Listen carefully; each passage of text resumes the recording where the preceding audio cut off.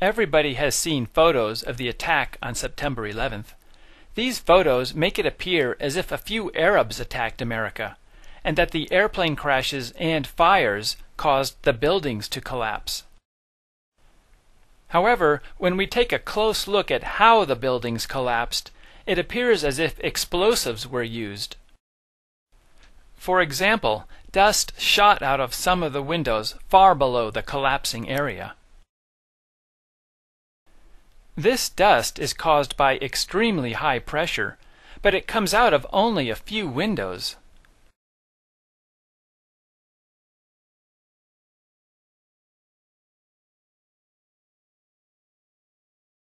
When we look closely at the area that is collapsing, we find dust shooting out of every window of the entire floor at the same time. The towers had a steel frame, so the only way they could collapse is if thousands of joints were broken. The towers collapsed in less than 10 seconds, which is an average of 10 floors every second. Next time you see a 10-story building, imagine the entire building collapsing in 1 second. The only buildings that collapse this quickly are the buildings that are destroyed with explosives. We were told that the collapse began when one floor broke, and the pieces fell to the floor below it. Those pieces shattered that floor, and so on, all the way down. However, when the pieces hit the floor below, they will slow down slightly, because some of their energy will be used to break the floor. Therefore, there should be a delay every time the pieces hit a floor. The towers had 110 floors, so if it took 1 second for each floor to be crushed, that would be 110 seconds. However, the seismic data and video show that the North Tower collapsed in only 8.4 seconds. The collapse started at about the 94th floor. If you were to drop a rock from the 94th floor, it would hit the ground about 8.4 seconds later. This means that the pieces of the building were falling as fast as objects fall through the air. How can objects crash through steel and concrete floors as fast as they fall through the air? There is only one explanation. Explosives were placed in these buildings before the attack. The North Tower started to collapse when explosives at the 94th floor were detonated. The explosives were timed so that the floors were shattered before the pieces contacted it. The pieces of the building fell in only 8.4 seconds because none of the pieces crashed into a floor. We were told that fire caused the towers to collapse, but no large building has ever collapsed from a fire. The 32-story building in Madrid, Spain, is a good example. The fire became so intense that it spread from one floor to the next, causing the building to look like a torch. This fire was much larger than the fire at the World Trade Center. The next morning there were still a few fires in the lower floors. Everything inside the building had been burned. Some sections of the building broke, and a few portions at the top of the building collapsed. However, the building remained standing, and it continued to support a large construction crane at the top.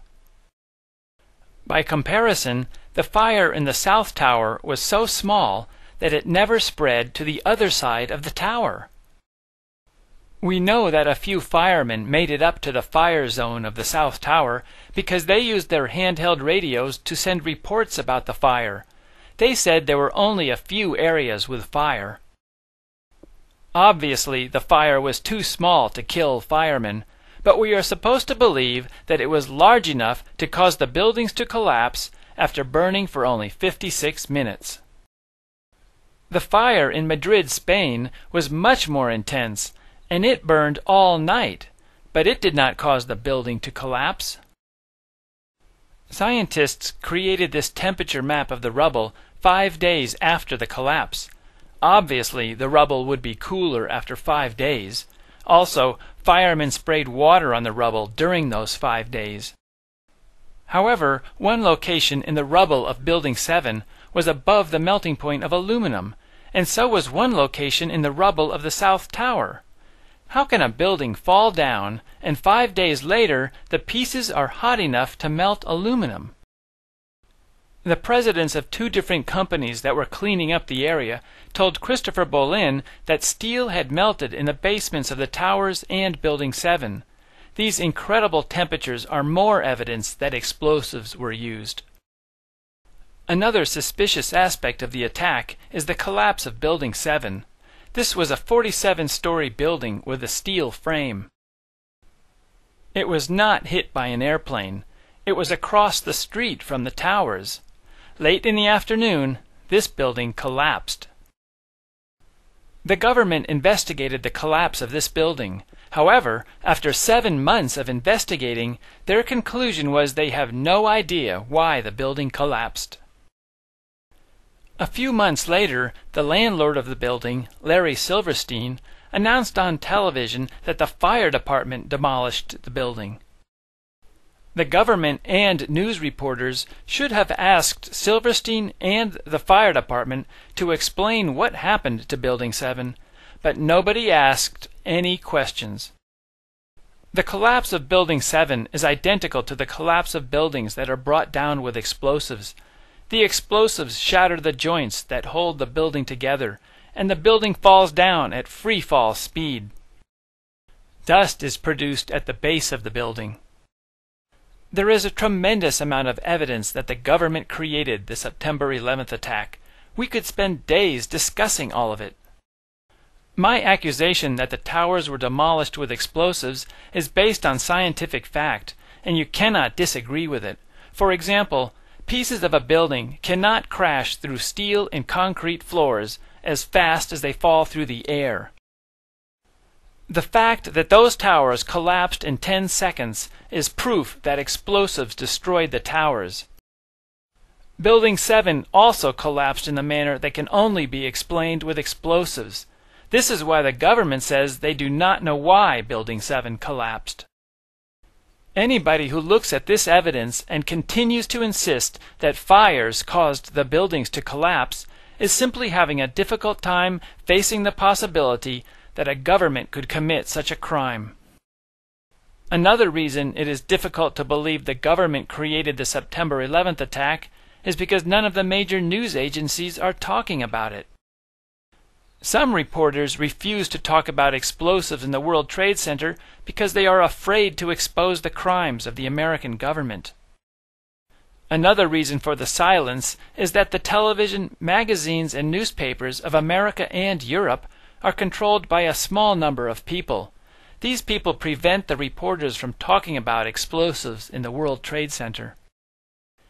Instead of telling us about the explosives, they show lots of photos of Osama bin Laden. This creates anger towards Arabs, and it fools people into thinking that the Arabs are responsible for the attack. The news agencies are trying to manipulate emotions, not provide serious information. Most reporters ignore us when we talk about explosives in the towers. Occasionally, a magazine or television program tries to make us look like idiots.